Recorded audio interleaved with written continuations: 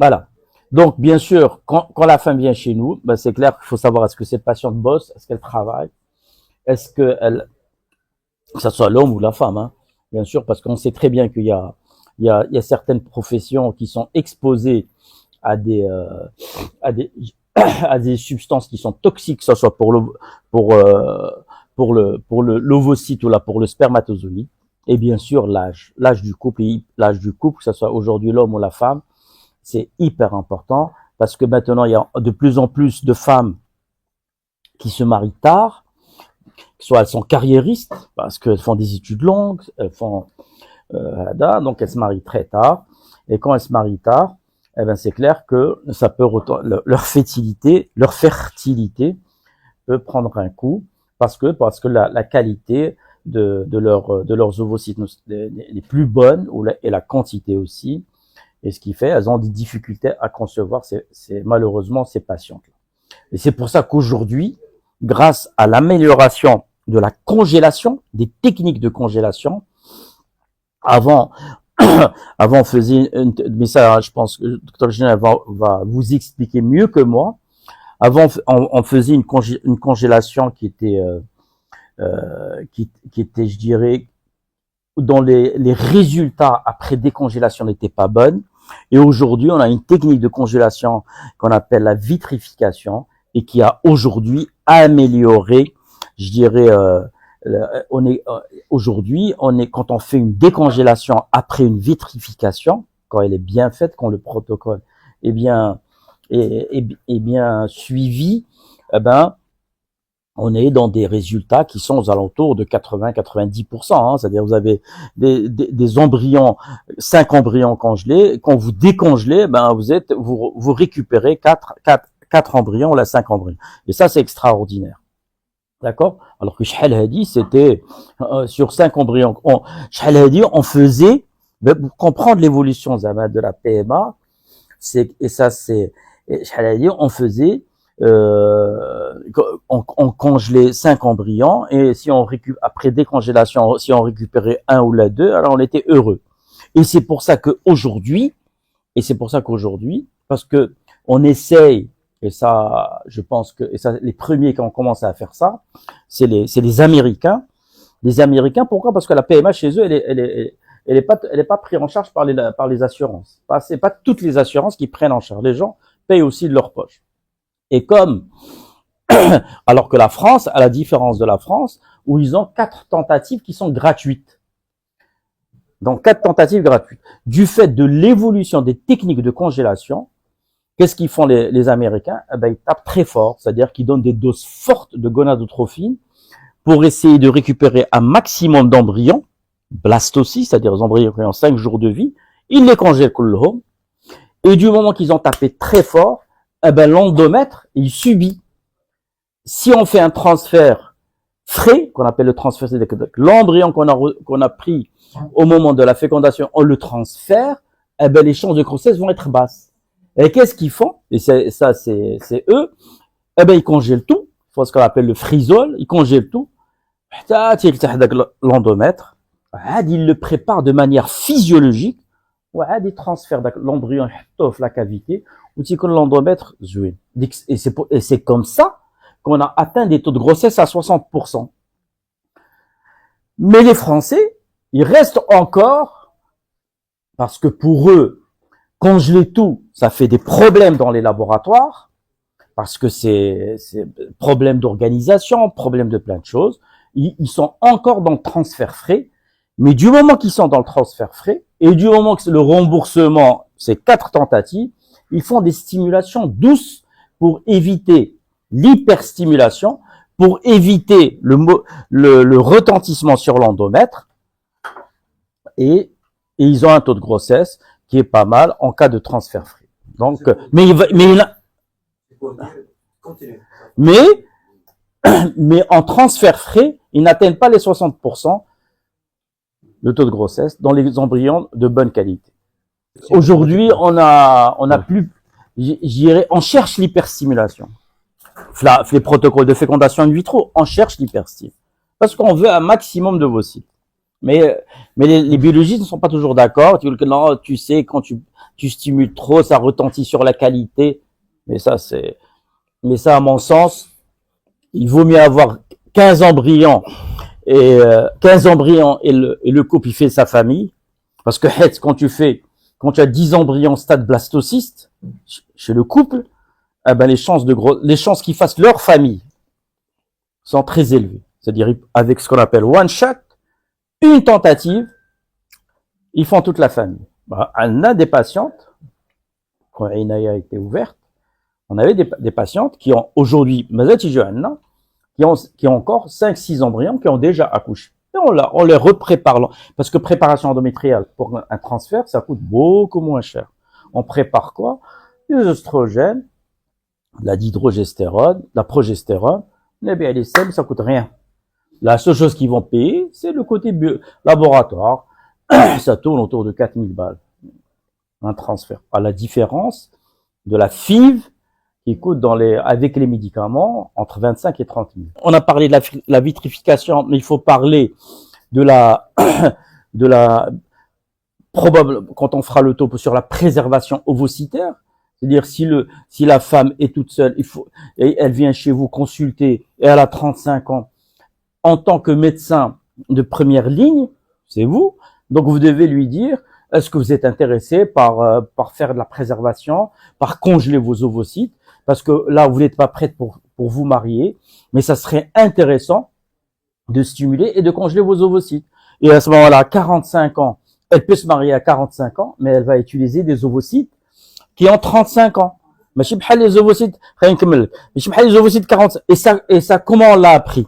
Grâce aux techniques de congélation, qui est la vitrification ovocytaire, même si l'ovocyte, c'est une cellule qui est extrêmement fragile par rapport à l'embryon, qui est une cellule résistante, la décongélation des ovocytes après vitrification, je dirais le résultat est meilleur. Et on dit toujours, et ça c'est des études qui ont été faites, pour garantir un taux d'embryon conséquent chez ces patientes-là, qui veulent faire de la préservation ovocytaire sociétale, de congeler au minimum 15 ovocytes. Quand elle congèle 15 ovocytes, une fois qu'elle commence à décongeler parce qu'elle a trouvé le mari, elle a trouvé le sperme, elle aura un taux d'embryon qui sera bon. C'est ça. Elle a trouvé. Ça coûte cher de trouver. Mais vous savez que mais il faut savoir aussi une chose importante, que même au niveau de naissance, au niveau de taux de naissance, il y a plus de femmes que de garçons. Les mariages deviennent de plus en plus, oui, parce que la société, malheureusement, elle évolue pas dans le bon sens. Je trouve. On n'est plus dans le bon sens. Oui. Ces jeunes femmes ne doivent pas être vierges pour alors, c'est ça le problème. Hadawa, le gros problème. Le gros problème, c'est que quand on stimule, mais elles doivent pas. Elles doivent pas. C'est comme si on va lui dire, va avoir des rapports. On va la pousser à avoir des rapports pour qu'elle puisse faire ça. Non, chacun fait ce qu'il veut. On rentre pas dans ces considérations-là. Mais une femme qui a 32, 33 ans, 34 ans, ça veut dire que c'est une femme mûre, c'est une femme qui a, quel que soit son niveau social, quelles que soient ses origines, après c'est elle qui décide. Parce que c'est un acte, effectivement, tu dois passer par voie vaginale pour prélever ses ovocytes. C'est-à-dire que tu dois faire une ponction.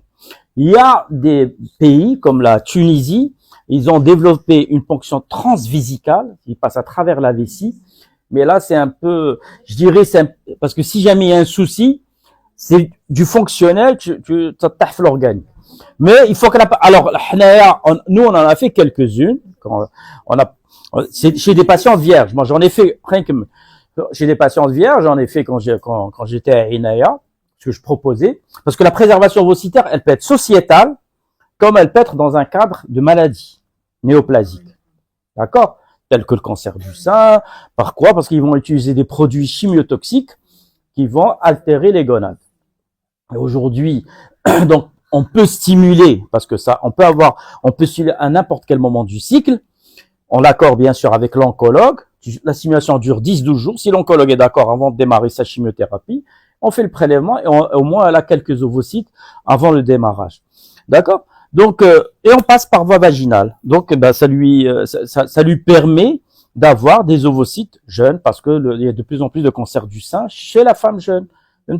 Mais malheureusement, notre société est tellement, c'est-à-dire que cette patiente-là, parce que elle a été agressée par la maladie cancéreuse du sein et les jeunes, donc elle ne pense plus, c'est-à-dire que ce soit elle, que ce soit son entourage familial, même si aujourd'hui on sait que alhamdoulilah, on arrive à guérir le cancer du sein, ça c'est clair, c'est pas toutes les patientes qui évoluent vers les métastases et tout ça, on peut préserver.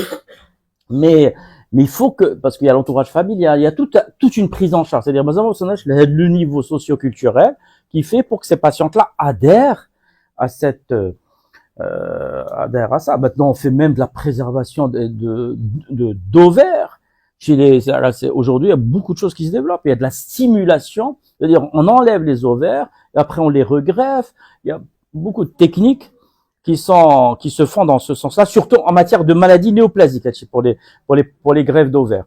Mais, pour la préservation ovocytaire sociétale, c'est que, tu as des femmes qui se marient tard, 40 ans, la 41, 42 ans, et malheureusement, elles pouvaient préserver, elles avaient les moyens. Il y en a certaines qui sont même pas au courant.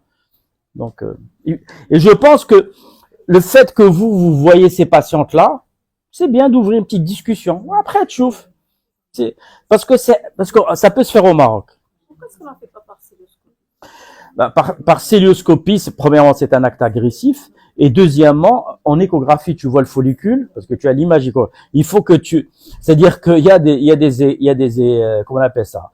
On peut éventuellement faire une célio et avoir une sonde échographique par voie célioscopique. Ça existe, mais ça coûte très cher, Hachi.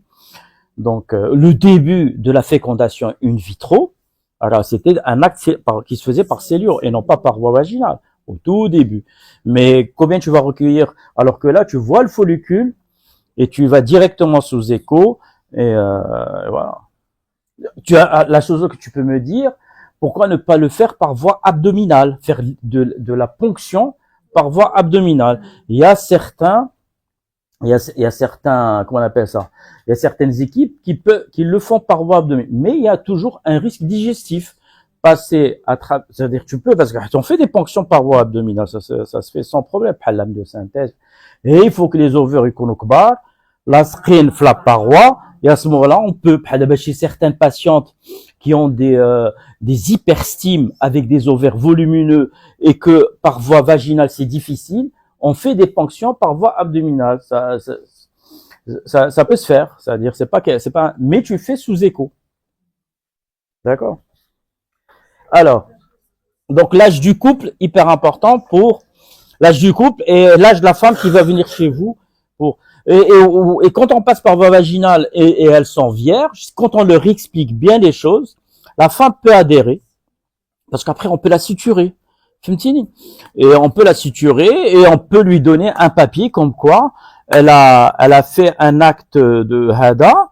Alors, la fréquence des rapports, il faut un minimum de 3 à 4 rapports par semaine, d'accord? Et bien sûr, le tabac est très mauvais.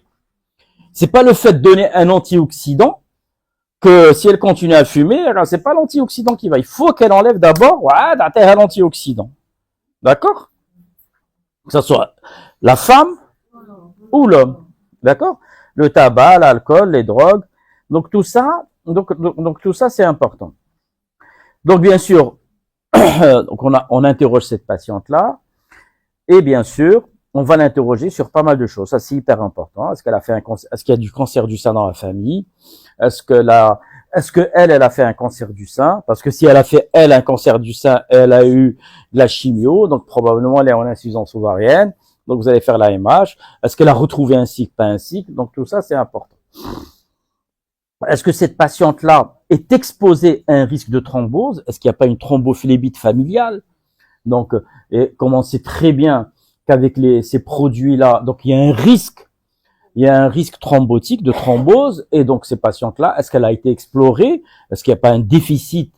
Est-ce qu'elle n'a pas une thrombophilie? Est-ce qu'elle n'a pas un déficit qui peut expliquer ce risque de thrombose chez elle. Donc tout ça, il faut et bien sûr, si vous avez une anomalie familiale de thrombose, à ce moment-là, il faut travailler en collaboration avec l'hématologue pour voir est-ce qu'elle a une déficience en protéine S, protéine C, est-ce qu'elle a une mutation du facteur 5, donc tout ça, il faut, est-ce qu'elle a fait un lupus, donc tout ça, il faut le comprendre. Donc, est-ce qu'il y a un contexte de ménopause familiale? Donc, l'âge de la ménopause, tout ça, c'est hyper important. Donc, les premières règles, est-ce qu'elle a eu des règles à un âge normal, ou elle a eu des règles tardives? D'accord? Ou là, elle n'a pas eu de règles. D'accord? Ou là, il y a des patientes qui ont une dysgénésie gonadique, et elles peuvent avoir des règles, après, il n'y a plus de règles. Elles ont un déclenchement de la puberté, 3-4 ans, et après, ça fait. Et après, il n'y a plus rien. Et donc, ces patientes-là peuvent avoir une anomalie génétique sous-jacente qui peut expliquer l'aménorrhée. Donc, la longueur des cycles, est-ce qu'elle a un cycle court, cycle long? Est-ce qu'elle a 1 à 2 cycles par an, 3 cycles par an? Donc là, on rentre dans le syndrome des ovaires polykystiques, et c'est des patientes obèses. Donc, souvent, c'est des patientes obèses, et ça, il faut qu'elles soient prises en charge sur le plan nutritionnel. Ce qui est marrant, c'est chez ces patientes-là qui sont en surpoids ou là qui sont obèses, dès qu'elles maigrissent, elles peuvent retrouver un cycle. Et ça, le jour où dit Dr Ibn Omar, pour faire le topo sur l'obésité, l'intérêt, la prise en charge, ça c'est hyper intéressant. Donc, parce que l'idéal, c'est que ces patientes, avant de les prendre en charge en fertilité, qu'elles maigrissent. Comme tu dis, parce que votre dixième, c'est à 30, 35, l'idéal, parce que même pour que le produit que vous allez injecter, ou là, le produit qu'elle va prendre, pour qu'il agisse, il faut qu'elle maigrisse. D'accord? Donc, les règles, l'aspect des règles, est-ce qu'elle a des règles qui durent? Est-ce qu'elle a des règles? Est-ce qu'il y a une ménorragie? Est-ce que c'est des règles qui caillotent ou qui caillotent pas? Donc tout ça c'est hyper important. Est-ce qu'elle a mal pendant les règles? Donc si elle a mal pendant les règles, ça c'est bien de le savoir. Est-ce qu'elle a mal du début jusqu'à la fin? Donc c'est ce qu'on appelle la dysménorrhée. Est-ce que cette dysménorrhée est totale? Et si elle est totale, donc ça, vous allez penser à quoi? À l'endométriose, voilà. Et même aujourd'hui, même quand on a des patientes qui ont des règles très douloureuses, elles font de la dysménorrhée précoce, et si c'est tout le temps, elle peut avoir de l'endométriose sous-jacente. Il faut les explorer, éventuellement aller jusqu'à l'IRM. À mon sens, aujourd'hui, c'est l'examen fondamental qui est l'IRM, à proposer ces patientes-là pour voir s'il n'y a pas une atteinte péritonéale de l'endométriose. Donc, chez ces patientes-là. Et bien sûr, est-ce que elle a déjà eu un enfant et quelle contraception elle a pris? Est-ce qu'elle a eu un stérilet après? Donc tout ça, c'est parce que si elle a eu un stérilet, donc peut-être qu'elle a fait une infection pelvienne. Si elle a fait une infection pelvienne, donc d'accord. Donc cette patiente-là, après, si elle a été enceinte, est-ce qu'elle a eu une fausse couche? Est-ce qu'elle a fait un avortement volontaire, même si c'est interdit chez nous au Maroc? Est-ce qu'elle a fait une GU, une grossesse extra-utérine? Quel type de traitement? Vous savez très bien qu'il y a 3 traitements aujourd'hui pour la grossesse extra-utérine. C'est le traitement médical et le traitement chirurgical. Très bien. Donc il y a 4. Donc il y a l'abstention. C'est bravo. Donc il y a l'abstention thérapeutique, il y a le traitement médical et le traitement chirurgical peut être conservateur ou radical. D'accord? Donc voilà, là j'ai eu.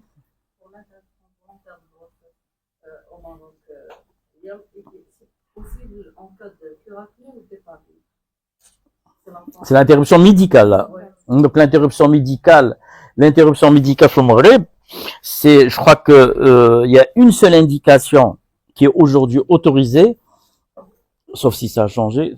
Donc c'est quand la vie de la patiente elle est à risque. D'accord? Si il y a un risque, je dirais que la patiente décède, tu fais une interruption médicale de grossesse. Hein? Les cardiopathies et les trucs. Ou la grossesse est contre-indiquée. D'accord? Mais par contre, pour raison fétale, il n'y a pas encore d'indication. Il y a eu à un moment donné le comité d'éthique, mais ça s'est arrêté. Donc il y a eu, parce que d'ailleurs c'était Shraibi Shraibi de Rabat qui qui a bataillé pour l'autorisation de l'IVG, parce qu'il y a il y a encore des femmes qui meurent avec l'IVG, ça il faut le savoir, parce qu'avec les trucs accidents, les trucs qui se fait dans les maisons, dans les hadas. Et donc, il a lutté pour ça, avec l'espoir à ce que l'IMG soit autorisé. L'anencéphalie, il n'y a pas d'IMG pour anencéphalie, alors que c'est autorisé en Arabie Saoudite. Ça veut dire, l'anencéphalie, c'est autorisé. Pareil que chez eux, c'est autorisé. Pour l'instant, ils veulent pas rentrer dans ces trucs. Je sais pas pourquoi. Mais bon. Mais c'est vrai que, parce que l'hôpital, parce que vous savez pourquoi? Alors, je pense, avec la petite expérience que j'ai, pourquoi? Parce qu'il n'y a pas de médecine fétale au Maroc. Et la médecine fétale qui englobe l'échographie, qui englobe les explorations du fœtus mal formé, que ce soit sur le plan histologique, ou là que ce soit sur le plan génétique, ou là sur le plan, il y a rien sur la médecine fétale. C'est un secteur, c'est une spécialité qui normalement devrait être prise en charge par le CHU. Il n'y a aucun CHU au Maghreb qui s'intéresse réellement à la médecine fétale. Ils en ont rien à foutre de la médecine fétale. Et toi, tu étais à l'hôpital. Docteur Maza, elle a fait sa formation à 15 ans. Donc, il n'y a rien. Parce que normalement, il faut que la prise en charge soit faite par là, c'est l'hôpital qui va, parce que c'est faire une autopsie, vous avez un mal formé pour trouver le bon diagnostic, il y a des autopsies, il y a des trucs, pour l'instant, mais peut-être qu'un jour ça viendra. Donc, avec 4000 balles, à chaque fois, surtout si des patientes qui ont eu beaucoup d'embryons, ce sont des patientes jeunes, et donc qui ont une qualité endométriale qui est bonne, et donc, du moment qu'elles ont une qualité endométriale qui est bonne, et on sait préparer l'endomètre, à chaque fois, elles sont enceintes. Donc, tout est possible. Donc, la durée de vie commune, donc, est-ce qu'ils sont ensemble? Et est-ce qu'il n'y a pas des pathologies? Parce qu'il n'y a pas une dyspareunie qui fait que, s'il y a une dyspareunie orificielle, par exemple, la dyspareunie orificielle, par exemple, il n'y a pas de pénétration, donc il n'y a pas d'éjaculation à l'intérieur de la cavité vaginale, et donc ce qui fait que les chances de grossesse diminuent. L'abstinence. Vous savez ce que c'est que l'abstinence dans certaines religions? Quelle religion? Et les juifs, ils appellent ça le mikvé. Oui, parce qu'on a une population juive au Maroc, ça, il faut le savoir. Avec une population juive, le mikvé, c'est quoi? C'est que la femme, quand elle a ses règles, une fois que les règles se terminent, elle doit attendre encore une semaine et elle doit se laver avec de l'eau bénite. Elle peut avoir des rapports sexuels avec son mari. Donc, imaginez, elle a 8 jours de règles, plus 5-6 jours, et elle peut dépasser sa période. Donc, il faut qu'il demande au rabbin, est-ce qu'elle peut avoir des rapports avant? Voilà. Donc, les antécédents infectieux, donc, toutes ces infections-là, chlamydier, gonocoque, mycoplasme, et ça, c'est hyper important. Hyper important, quand vous faites, toutes les fois, je fais une pause. Une pause. Finalement, ça arrête de voir. À 18h. D'accord, ok. Donc, non, vous êtes fatigué? Non. Ça, donc, il faut je commence en termite, parce que 20h, j'ai vu, c'est un peu tard. Un peu tard, 20h. Ok?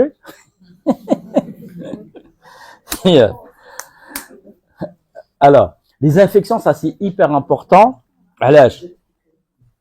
Parce que aujourd'hui, les sérologies, ça vaut rien du tout. Ça. Demander une sérologie chlamydier ou là une sérologie mycoplasme, franchement, c'est une perte d'argent. Il faut toujours chercher le chlamydier, le mycoplasme par PCR. C'est à le film. Sérologie, ça ne sert strictement à rien. Avant, on faisait la sérologie. Je reçois des dossiers de patientes où la sérologie chlamydie, sérologie mycoplasme, sérologie gonocoque, sérologie sérologie. Ça sert strict. La sérologie, elle va te dire qu'elle a été exposée, mais on n'est pas. Et aujourd'hui, il y a une cicatrice sérologique mais elle est peut-être guérie. Fahmti? Par contre, quand vous faites la PCR et la PCR elle est positive, c'est qu'il faut traiter. D'accord? Donc, donc, il faut, quand vous faites une recherche, surtout chez l'homme, le chlamydia, c'est par prélèvement urétral. Tu vois? Vous écrivez. Non, c'est prélèvement urétral. Non, c'est pas par poisson sanguin. La femme aussi, la même chose. Quand vous cherchez le chlamydia, quand vous cherchez le chlamydia qui est un germe intracellulaire, le prélèvement, il se fait au niveau de l'urètre et au niveau de l'endocole. Ah ben bien sûr. Chef, quand vous faites, vous demandez un prélèvement vaginal. Mais qu'est-ce que prélèvement vaginal? Ça, c'est hyper important. Ça, j'ai toujours bataillé pour ça parce que j'étais dans un service où il y avait un mec, d'ailleurs, je pense que vous avez connaissez Lameco, qui s'appelle Bobot, qui avait fait un topo sur les infections vaginales et tout ça, et sur la flore, sur ainsi de suite. Ça, il faut arrêter de donner des produits antiseptiques. C'est les solutions. On ne prend un traitement que si on est malade. Si on n'est pas malade, on prend rien. On se lave avec de l'eau. Il faut se laver avec de l'eau. Quand vous mettez des produits neutres, pas neutres, et même quand c'est avec le savon, toujours en toilette externe. Toilette externe. Jamais les douches, parce qu'il y a beaucoup de patientes, mais qui après un rapport, elle va faire une irrigation à la bétadine, elle va faire plein de conneries. D'accord? Il faut arrêter de le prescrire. Et quand vous demandez un prélèvement vaginal, il faut écrire. Le prélèvement vaginal, la vulve, le vagin, l'exocole, l'endocole, cul-de-sac postérieur. Suivez des prélèvements avec l'écouvillon, parce que je travaille avec 2-3 laboratoires. Et c'est comme ça que j'écris. Et je cherche, et le chlamydia, il se cherche non seulement au niveau de le vagin, il se cherche au niveau de l'urètre. Comme chez l'homme, le prélèvement urétral. Il y a beaucoup de labos qui comprennent pas. Pour eux, pour les laboratoires, prélèvement urétral, c'est toujours l'homme. Non, non, non. C'est l'homme et la femme. Il faut savoir une chose, que au niveau, chez la femme, vous pouvez avoir du chlamydia, comme vous pouvez avoir du mycoplasme. Quand on vous fait quand la femme a du mycoplasme au niveau de son urètre, le mycoplasme au niveau de l'urètre, il crée une instabilité urétrale. Ça, les urologues, parce que moi, parce que je m'intéresse à tout ce qui est urodynamique et tout ça. Donc, c'est pour ça que je connais. Et ça entraîne une instabilité urétrale et ça entraîne de la pollakiurie. Qui dit instabilité urétrale, dit pollakiurie. Quand vous avez une patiente qui est pollakiurique, vous faites ECBU, plus prélèvement urétral avec recherche chlamydia mycoplasme. Systématique. Et parfois, quand vous trouvez le myco, vous traitez et tout rentre dans l'ordre. ECBU plus prélèvement urétral chez les labos, ah non, non, on fait pas, parce que vous êtes généraliste, non, non, on fait pas le prélèvement urétral chez l'homme. Le Briti dire, j'en sais un autre laboratoire. Soit tu sais faire, tu me fais le prélèvement urétral, parce que moi j'ai eu des labos comme ça à Casa, commençaient à me raconter n'importe quoi. Briti dire le prélèvement, la patiente, ça que j'ai à dire, c'est un autre labo. Parce que vous avez du mycoplasme que vous pouvez avoir au niveau de l'urètre. Ça, toujours ECBU plus prélèvement urétral. Malheureusement, la tuberculose, oui.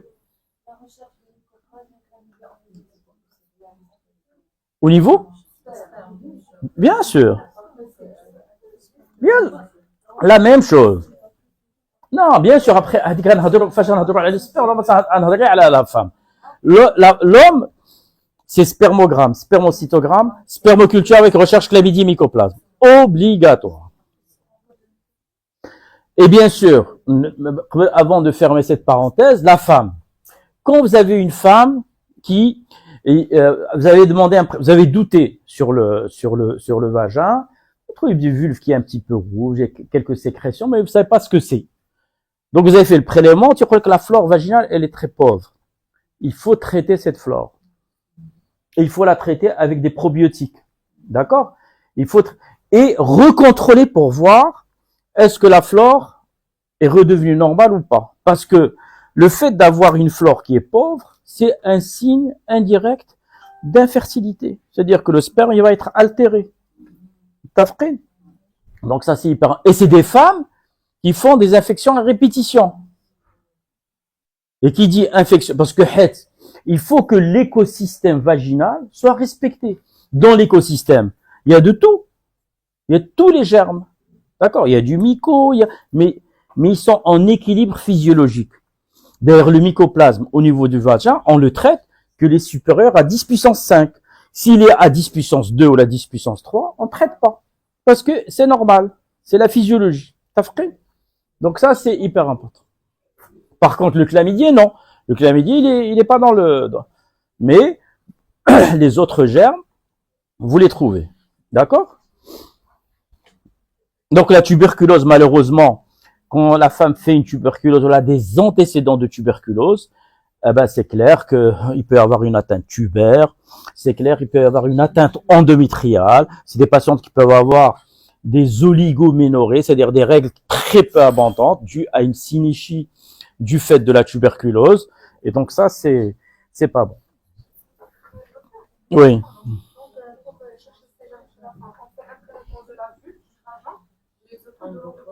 Cul-de-sac postérieur. C'est-à-dire, c'est le laboratoire. Le laboratoire, il sache, la flore. Est-ce que la flore, elle est de bonne qualité? Parce que la flore, il va te donner la flore vulvaire et la flore vaginale. S'il te donne les deux, au moins, tu te dis que la flore, elle est de bonne qualité. Quand tu suspectes quelque chose. Les femmes qui font des priorités, la femme qui te dit, après un rapport, j'ai une brûlure. D'accord? S'il trouve rien, ben, il faut explorer l'homme. Ça, mais normalement, si tu trouves un germe chez la femme ou un germe chez l'homme, du fait qu'il y a des rapports, bah, logiquement, il faut traiter les deux. Ça, c'est obligatoire. Et comme ça, ça évite à ce que l'homme fasse un prélèvement, parce que ça coûte de l'argent, tout ça. Dans un premier temps, tu explores une seule personne, tu trouves le germe ou tu ne trouves pas, ou elle te dit, j'ai toujours des brûlures après un rapport où la flore est bien, tout est normal, bah, explore l'homme. C'est quand on donne des probiotiques dans ce cas. C'est pour quelle durée? Alors, les probiotiques. Il y a différents types de probiotiques. Les probiotiques, c'est-à-dire un minimum, c'est un minimum de 12 jours. C'est le strict minimum, qui est le lactogène, qui est le gynoflore, qui est une gynophilus, qui est une probiotique. Mais, il faut qu'il y ait un minimum de 12 jours. Qu'est-ce que je fais? Quand je vois une vulve rouge, la patiente, c'est qu'il faut que la patiente arrête de se tartiner avec les solutions antiseptiques. C'est-à-dire, dans un goulalar, minimum, c'est 15 jours de traitement. Mais je l'arrête pas. C'est-à-dire là, un prélèvement. Si je vois qu'il y a une amélioration de la flore, je peux éventuellement arrêter parce que elle a une hygiène de vie qui est normale. Par contre, si je vois que la flore est encore un peu pauvre, je le continue. Le contrôle, c'est pas prélèvement vaginal pour voir la flore, est-ce que vous êtes normal ou là.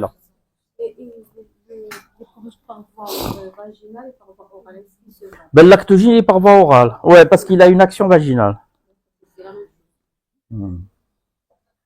Parce qu'il y a des patientes, il y a des patientes qui ont du mal à mettre des ovules ou la hada, et tu le vois aussi chez les patientes vierges. Chez les patientes vierges aussi, tu as des patientes qui se grattent tout le temps. Tu as un produit antiseptique, ça nous les bécher.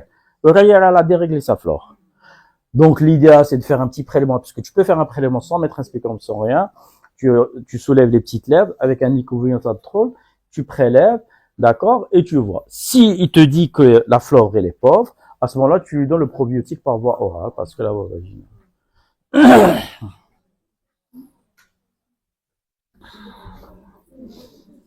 Alors, la chirurgie, d'accord. Donc il faut voir s'il y a une chirurgie pelvienne, d'accord, plastique. Tu as des remarques? Ok. Là, parce que si tu as quelque chose, tu me dis, hein. D'accord? Donc, tout ce qui est plastique, tout ce qui est kyste de l'ovaire, est-ce que ça a été opéré par voie laparotomique? Est-ce que ça a été opéré par cellio? Parce que vous savez très bien que la chirurgie célioscopique, il y a moins d'adhérence, d'accord? D'accord? Donc, est-ce qu'elle a été opérée pour une endométriose? Est-ce qu'elle a été opérée pour un fibrome? Quand une patiente vous dit, j'ai été opérée pour une endométriose. كان عندي kyste endométriosique وفتحت. شنو هو le premier réflexe que vous devez avoir? Tu es dans un contexte, Anna, je vous aide, tu es dans un contexte d'infertilité. Quoi? Mais quel est le premier réflexe? Hein? Voilà. Elle te dit, j'ai été opéré d'un kyste endométriosique. أول حاجة هي l'AMH. أول حاجة. Il faut savoir une chose. Aujourd'hui, une patiente qui a un kyste endométriosique. قبل ما نتوما puisque vous faites une formation. قبل ما تصيفطوها لعند un chirurgien. Parce qu'elle a mal, parce que faites le dosage de l'AMH. Et si vous faites le dosage, parce que vous savez, la patiente, vous l'avez orienté chez tel médecin. C'est pas sûr qu'elle aille chez ce médecin-là. Donc, au moins, vous aurez le dosage de l'AMH, vous allez l'avertir. Vous allez là, المخزون ديال المبيض ديالك راه ناقص. عندك تفتحي بلا ما يكون داك الطبيب عارف شنو خصو يدير comme technique opératoire. Parce que enlever un kyste endométriosique, il y a différentes manières de le faire.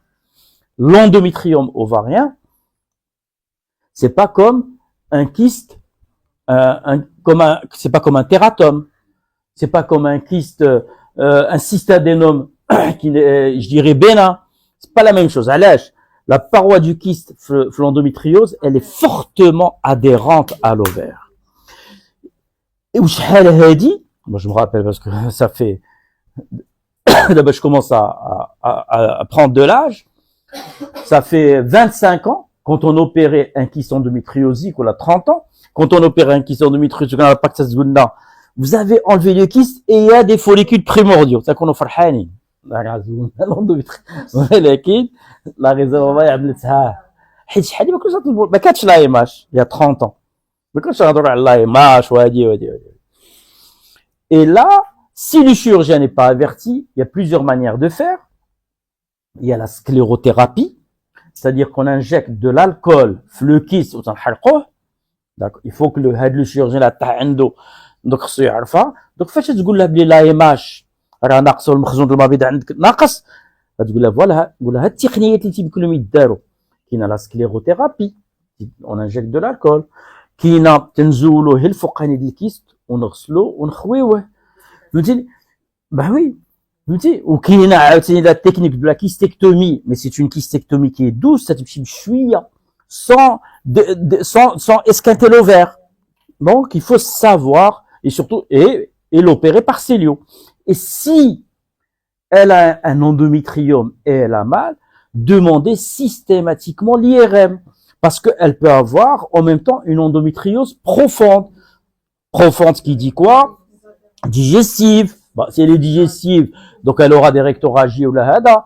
Si elle n'est pas digestive, elle aura des douleurs au moment des rapports. Donc, هادشي كله دي au moins وجدوا الدوسيي نتوما. فهمتي؟ وجدوا نتوما ايماش ما طلبهاش بيلون بريوبا، ندير لها بعدك لايماش ندير لها لي ار ام. قول هادشي درتو لك علاش؟ باش ما تطيحش في شي واحد اللي غادي يحلك الكرش ولا هادي وما يكونش عارف. C'est pas tout le monde qui c'est pas une question parce que opérer c'est facile, mais il faut savoir parfois être conservateur. D'accord? Bien sûr, voir si elle est pas diabétique, cette patiente. Si elle est diabétique, d'ailleurs,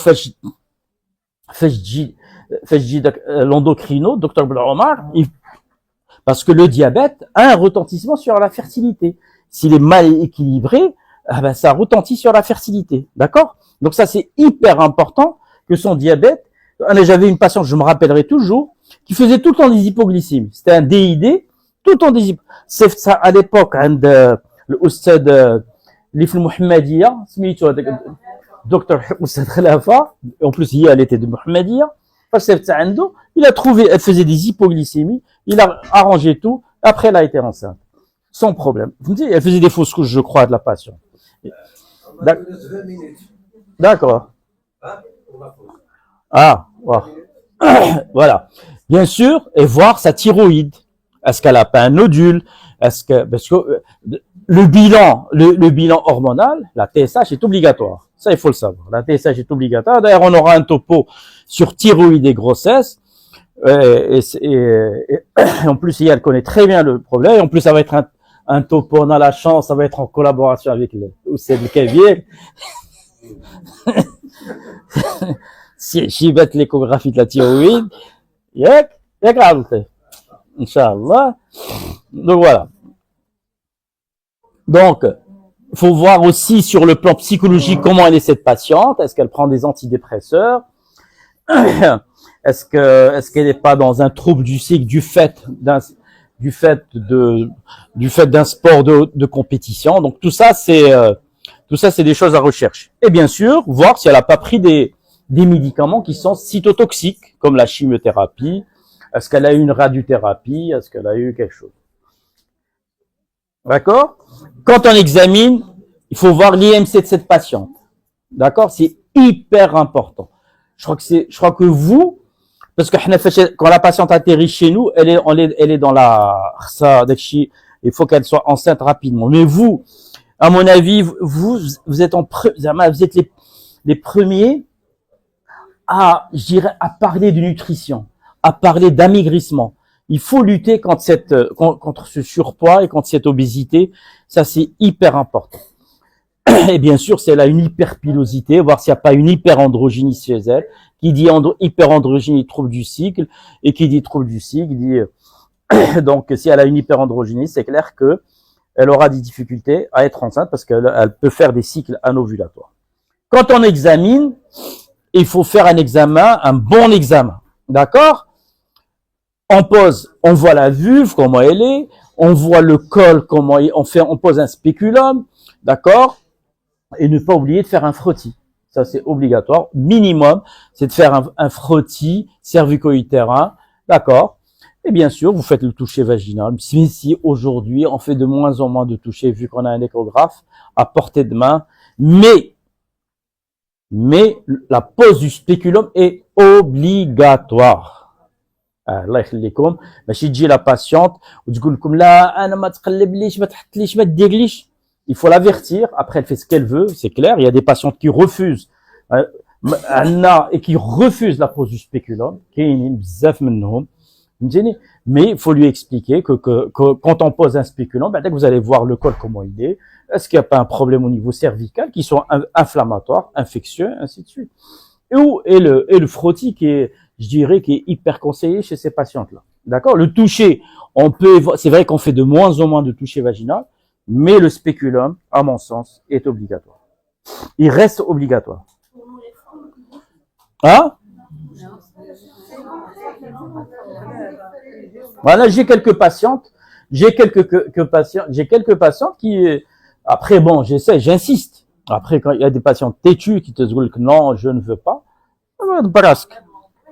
Parce que au début, j'insistais, mais quand elle veut pas, je vais pas la prendre de force. Moi, je lui dis, en tant que médecin, mon rôle, c'est de l'informer, de lui expliquer les choses, et après,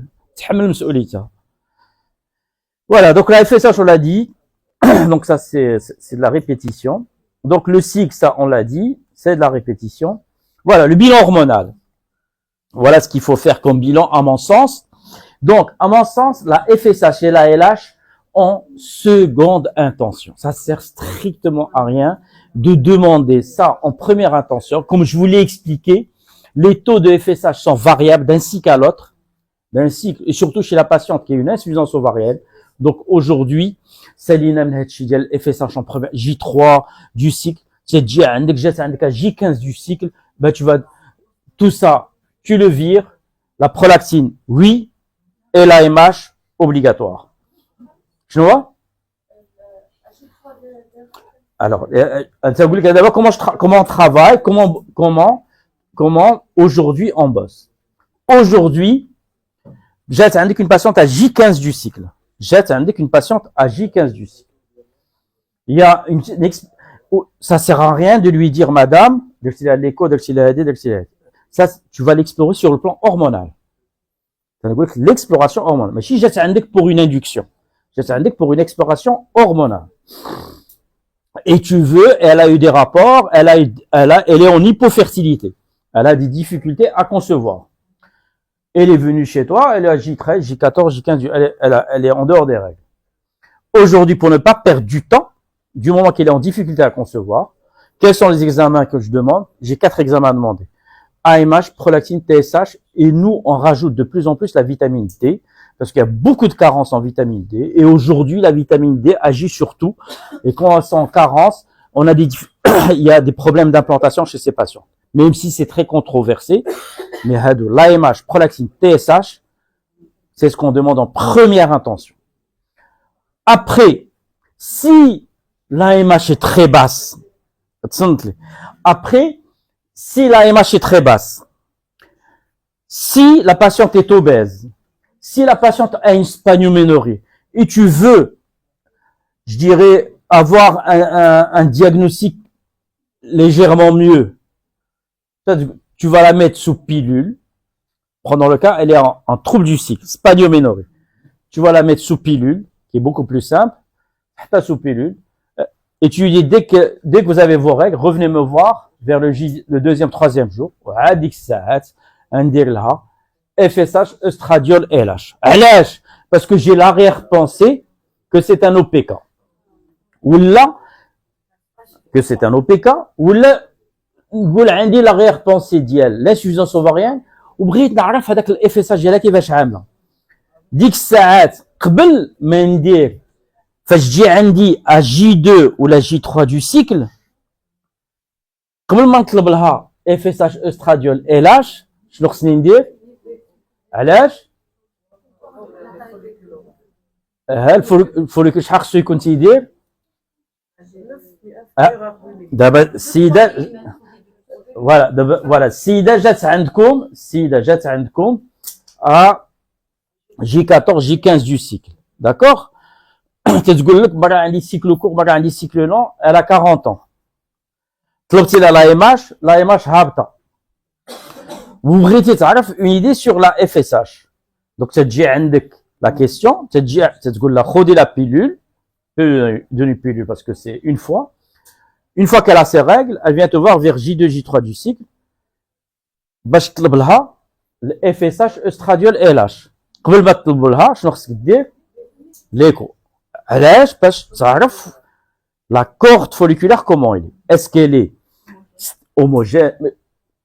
homogène, oui, ou là, elle n'a pas de follicule dominant. Parce que si elle a un follicule dominant, elle va avoir un taux d'ostradiol qui va être élevé. Et c'est logique que la FSH تكون basse. Donc ضيعتي لها فلوسها. Donc خصك تقاد داك لو سيكل تقادو مزيان ديك الساعه لقيتي un follicule dominant تحطها éventuellement sous progestérone ou là tu as un autre cycle de pilule et elle revient te voir si tu veux vraiment avoir une idée sur sa FSH et son estradiol sa LH. باش ديك الساعه تعرف il faut que le taux d'ostradiol soit inférieur à 50 pour qu'il n'y ait pas de retentissement sur la FSH. Ça freine. Donc la clinique est hyper importante avec ton écho puisque tu as l'échographe حداك. D'accord? Donc en résumé, je demande AMH, prolactine, TSH ou c'est la film. Donc هادو en deuxième intention si je veux. ومازال الان تيطلبوهم. À mon sens, aujourd'hui, c'est en deuxième. À mon sens, avec mon échographe et mon petit bilan hormonal, ça me suffit largement. L'échographe, il va me dire, la clinique, l'échographe et ce bilan AMH, prolactine, TSH, vitamine D, c'est largement suffisant pour voir si elle est OPK, si elle est en insuffisance ovarienne, s'il n'y a pas une pathologie, je dirais morphologique utérine, c'est largement suffisant. Oui? Il n'y a aucun incident sur l'AMH et le moment. Parce que l'AMH, c'est le témoin des follicules primordiaux et primaires qui sont en croissance. Ouais. C'est les petits follicules primo-secondaires qui sont. Mais l'AMH, elle te donne une idée sur ces follicules, et bien sûr la quantité, sur les follicules primordiaux et primaires qui sont en croissance, mais elle te donne pas une idée sur les follicules qui sont dormants. Les follicules dormants, la physiologie, elle te donne pas une idée sur ça. Ça, c'est une hypothèse diagnostique par les gens qui font de la recherche sur ça. Qui, eux, te disent que chez ces patientes-là, qui ont une poussée de croissance folliculaire qui est, je dirais que, parce que ça, là, on est les primo-secondaires, on n'est pas encore dans la folliculogénèse, on est dans l'ovogénèse. T'as fait? Parce que, les follicules qui ont été recrutés sur le cycle précédent, 4 mois auparavant. Follicules sensibles avec des récepteurs à la FSH. T'as fait? Donc voilà. Donc, l'AMH, elle va te donner une idée sur cette réserve ovarienne, qui est basse, parce que c'est le témoin de ces follicules qui sont primo-secondaires et qui vont passer aux follicules tertiaires et ainsi de suite. D'accord? Et après, il commence à avoir des récepteurs à la FSH pour passer à la folliculogénèse. Elle te donne une idée sur ça. D'accord? Donc, l'intérêt et comme elle a dit Oustada, sur la quantité, non pas la qualité, parce qu'il faut pas oublier l'âge. Ouais.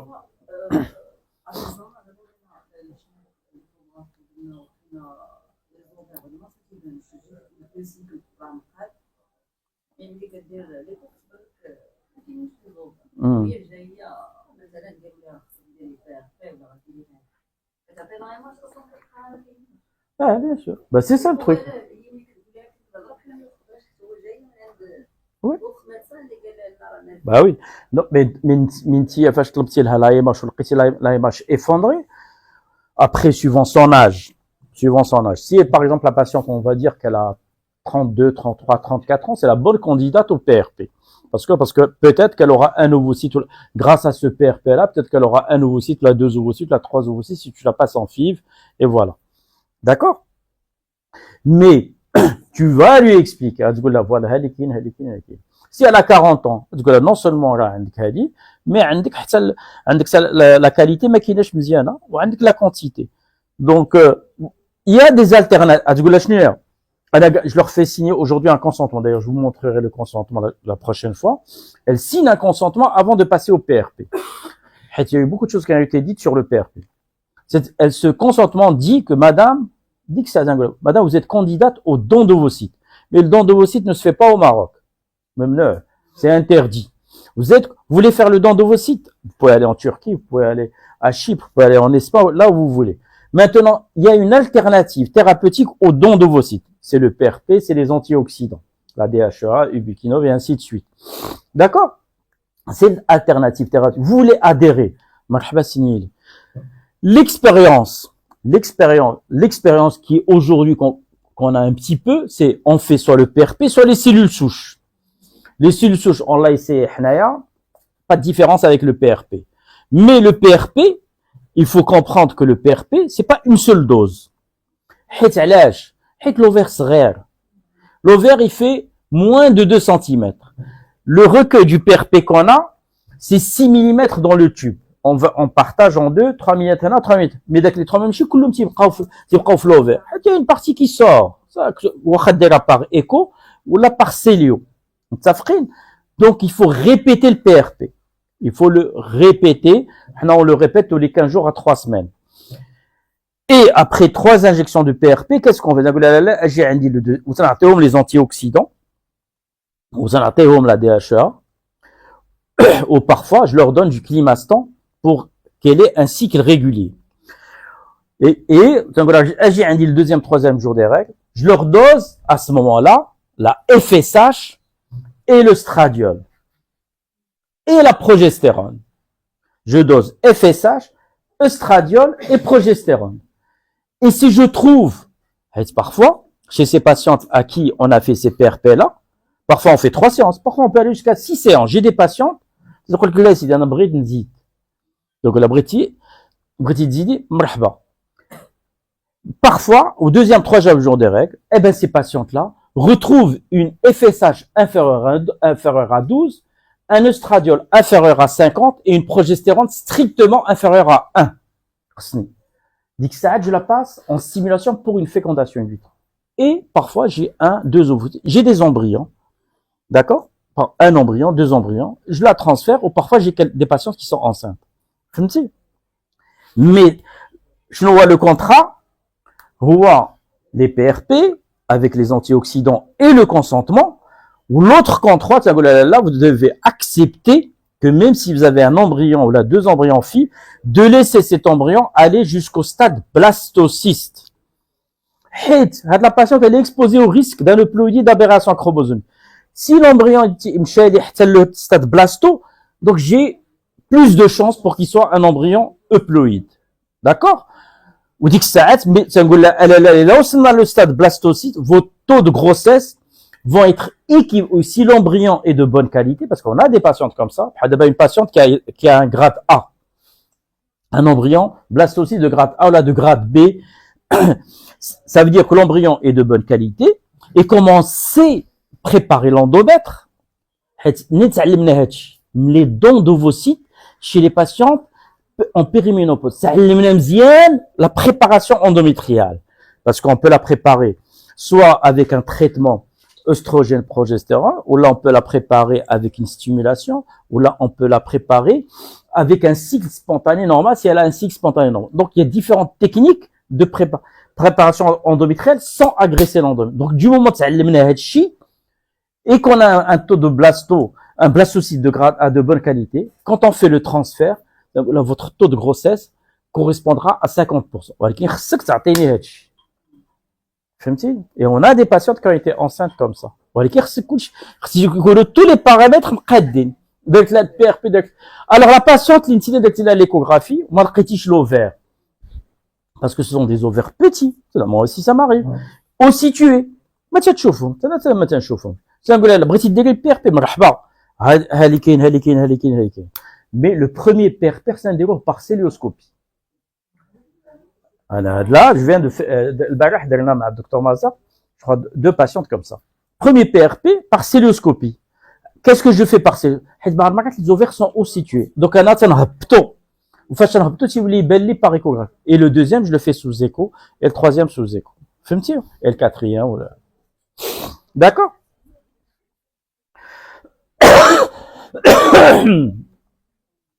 Voilà. Donc l'AMH qui m'a coûté le coup, c'est la réserve. Yak? Ok, tout le monde est d'accord pour l'AMH.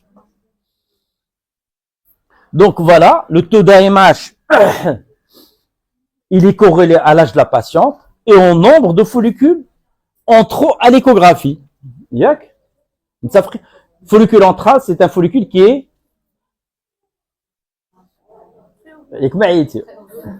non. Follicule antral, c'est un follicule. Follicule antral, c'est un follicule.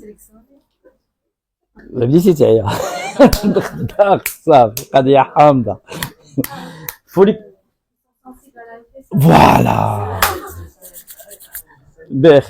Follicule antral égale follicule sensible à la FSH. D'accord? C'est-à-dire que je peux le stimuler. Soit avec la FSH exogène, soit avec le clomide, parce que le clomide, il booste la FSH endogène. Donc, d'accord? Donc, il n'y a pas de corrélation. Donc, par contre, une chose que vous devez comprendre, il y a un antagonisme entre la MH et la FSH. Ça s'appelle la MH, la FSH, ça fait. Les autres hormones, TSH, les androgènes, d'accord?